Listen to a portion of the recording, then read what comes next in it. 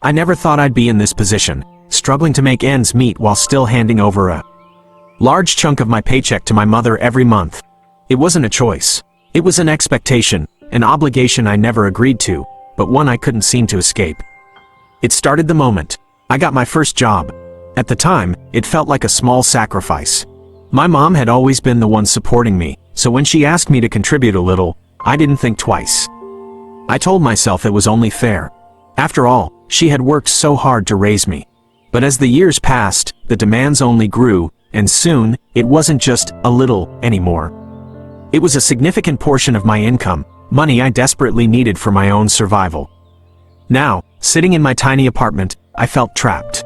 The walls around me seemed smaller than usual, closing in on me as I stared at the pile of bills on the table. Rent was due in a few days, my car payment was looming, and my grocery budget was already stretched thin.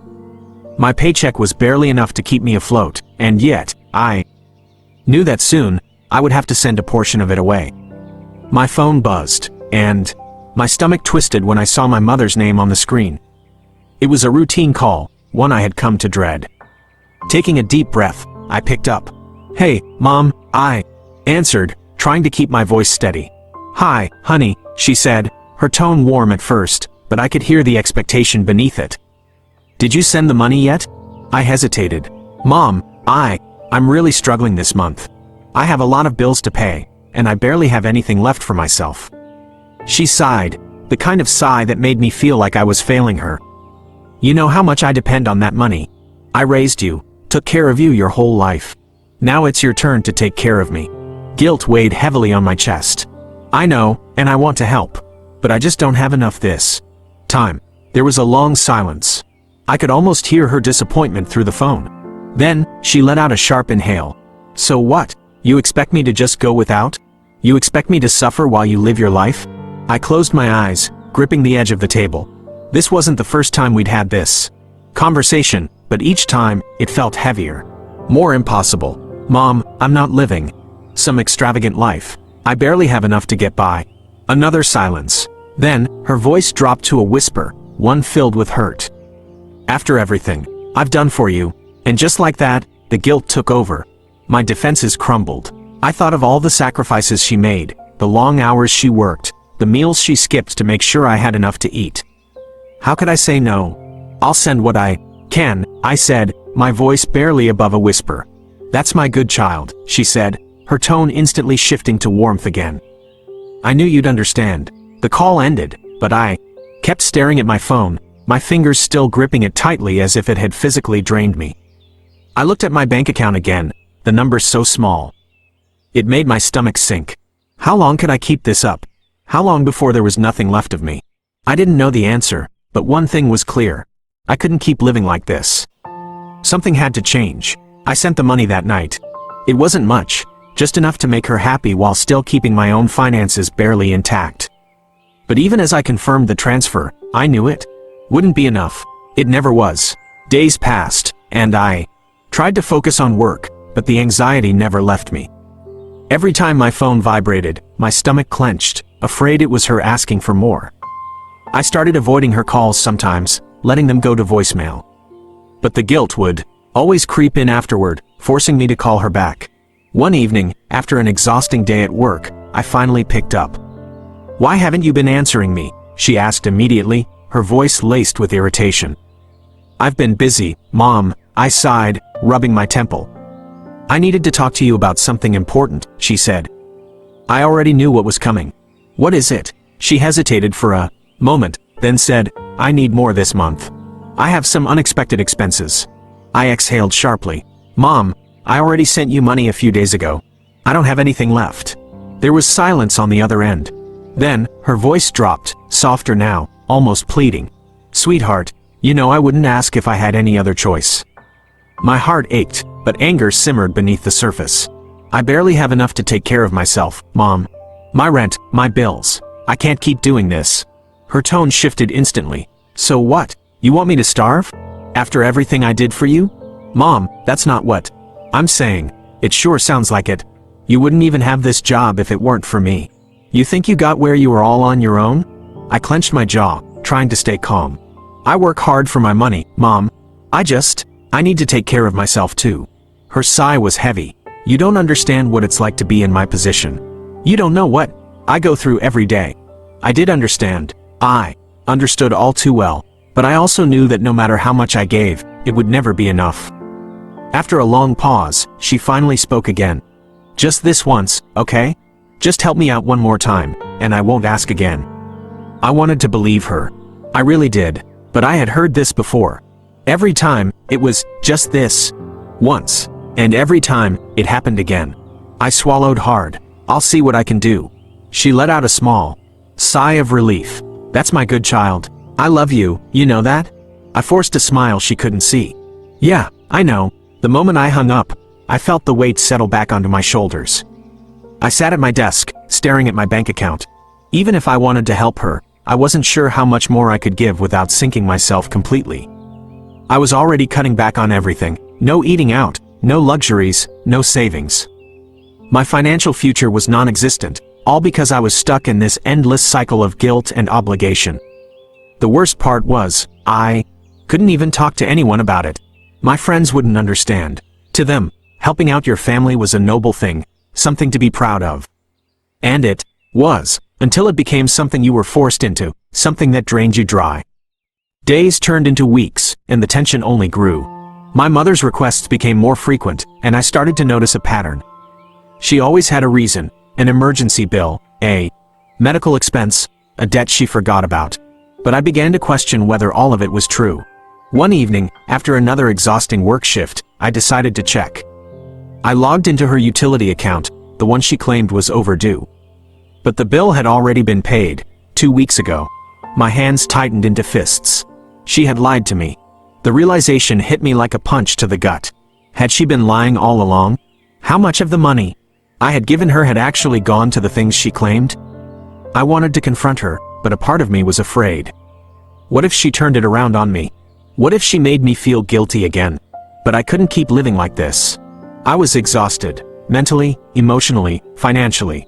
Something had to change. I picked up my phone, took a deep breath, and called her. She answered immediately. Oh, good. I was just about to call you. Mom, I said, my voice firm. We need to talk. The silence that followed was heavy. She knew, she could hear the change in my tone. And in that moment, I realized, this wasn't just about money anymore. This was about control. And for the first time in my life, I was ready to fight for mine. I gripped my phone tightly, my heart pounding as I waited for my mother to respond. The silence on the other end was unnerving. She always had something to say, always had a way to twist the conversation in her favor. But this time, I wasn't giving her that chance. Finally, she spoke. What do you mean, we need to talk? She asked, her voice cautious. I took a deep breath, steadying myself. I checked your bill, Mom. The one you said was overdue.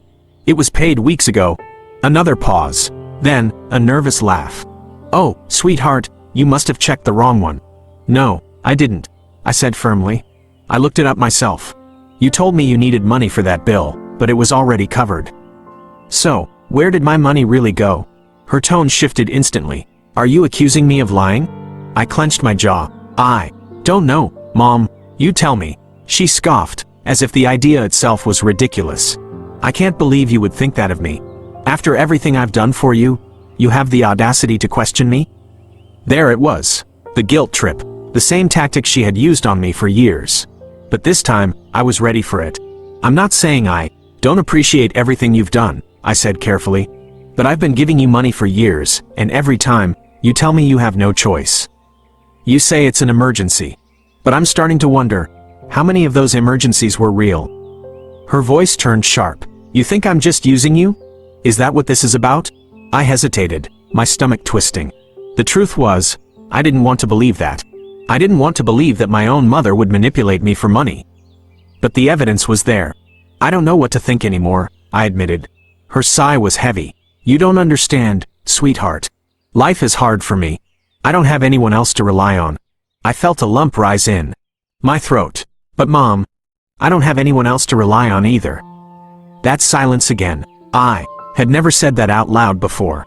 I had always been the one who gave, who sacrificed. But who was looking out for me? I have bills too, I continued, my voice shaking slightly. I have rent, I have loans. I barely have enough left to save for my future. And yet, every time you ask, I give. Even when I can't afford to. So what are you saying? She asked, her voice colder now. I swallowed hard. I'm saying, I can't do this anymore. The words felt foreign leaving my mouth. I had never stood up to her like this before. Her reaction was immediate. You're abandoning me. I shut my eyes, trying to control my emotions. No, Mom. I'm setting boundaries. I can't believe you're doing this, she muttered. After all these years, after all I've sacrificed. You've changed. Maybe I had. Or maybe, I was just finally seeing things clearly. I'm still your child, I said softly. I still love you, but I need to start taking care of myself too. There was no response. I didn't know if she was processing my words or just trying to find a new way to make me feel guilty. For the first time, I didn't wait for her to speak. I ended the call, and as I sat there, my phone still clutched in my hands, I realized this was the first step towards something different. Something terrifying, but also something freeing. The silence after I hung up was deafening. My hands trembled as I placed my phone down on the table. A strange mix of relief and anxiety washed over me. I had done something I never thought I'd have the courage to do. I had said no to my mother. For the first time in years, I had put myself first. But it wasn't over. The next morning, I woke up to dozens of missed calls and text messages. The messages started off subtle. Call me back. We need to talk. But as the day went on, they became more aggressive. I can't believe you're treating me like this. After everything I've done for you, you throw me away like trash? I hope you're happy leaving your own mother to suffer. My stomach twisted with guilt, but I forced myself to stay strong. I reminded myself why I had made that decision in the first place. This wasn't just about money. This was about control. I decided to give myself some space. I turned off my phone and focused on work, trying to drown out the thoughts swirling in my mind. But the peace didn't last long. That evening, as I walked into my apartment building, I froze. Sitting on the steps outside my door was my mother. She looked up the moment she saw me, her expression a mixture of anger and sadness. My heart pounded. You weren't answering my calls, she said, standing up. I swallowed hard. Mom, I told you, I need space. She shook her head. You don't get to ignore me. I raised you. I sacrificed for you. And now, when I need you the most, you shut me out? I could feel my resolve slipping, but I forced myself to stand my ground. I'm not shutting you out, Mom. But I can't keep giving you money when I can't even afford my own life. Tears welled in her eyes, but I wasn't sure if they were genuine or another attempt to make me feel guilty. So what? You expect me to just suffer? I took a deep breath. No, I expect you to take responsibility for yourself. Her expression darkened. You're selfish. You don't care about me. You only care about yourself. A lump formed in my throat, but I refused to let her words control me. That's not true. Nung, I also have to care about myself, Mom. And I can't do that if I'm constantly drowning in guilt and financial stress. She took a step closer, her voice dropping to a whisper. You think you're better than me now? I shook my head. No, but I refuse to let you guilt me into giving up my future. For the first time, she had no immediate response. The tension in the air was thick, the weight of our history pressing down on both of us. Then, she sighed. I don't know how you turned out this way. I felt something inside me break. I turned out this way because I had to survive, Mom. Her face twisted with emotion, anger, sadness, maybe even regret. But I couldn't fix her. For the first time, I understood that. I took a deep breath and stepped past her, unlocking my door. I love you, Mom, but I can't keep living like this. And with that, I walked inside, closing the door behind me. This time, I didn't look back. I stood behind my closed door, my heart pounding like a drum. My mother's presence still lingered on the other side, but she didn't knock. She didn't yell. She didn't beg. For the first time in my life, I had set a boundary, and I had stuck to it. I exhaled a shaky breath and leaned against the door. The guilt was still there, gnawing at me like a parasite. Nung beneath it, there was something else. Something I hadn't felt in years. Relief. The next few days were strange. I expected my mother to show up again, or at least bombard me with messages. But after a few passive-aggressive texts, the silence came. And it was deafening. For so long, my life had revolved around her demands. Every paycheck, Every financial decision, every moment of guilt and obligation, it was all tied to her. Now that I had severed that cord, I didn't know what to do with myself. It felt empty. But in that emptiness, I found something unexpected. Freedom. I sat down with my budget for the first time in years and realized how much money I actually had when I wasn't handing it over to my mother. I could pay my bills without panicking. I could buy groceries without calculating every single cent. I could breathe. That didn't mean it was easy. There were nights when I lay in bed, staring at the ceiling, wondering if I had made the right choice. I worried about my mother, about whether she was struggling. But then I reminded myself, she was an adult. She had lived her whole life before I ever started making money. She had options. I wasn't her only way out. And most importantly, I wasn't responsible for saving her at the cost of my own survival. A week later, my phone rang. It was her. I hesitated before answering. "Hi, Mom," she sighed on the other end. "Hi." There was a pause. Then, her voice softened. "You doing okay?" I blinked. I had expected anger. More guilt. But this was different. "Yeah," I said, cautiously. "I am." Another pause. Then, quietly, "I didn't think you'd actually do it." I swallowed. I had to. She didn't argue. She didn't try to manipulate me.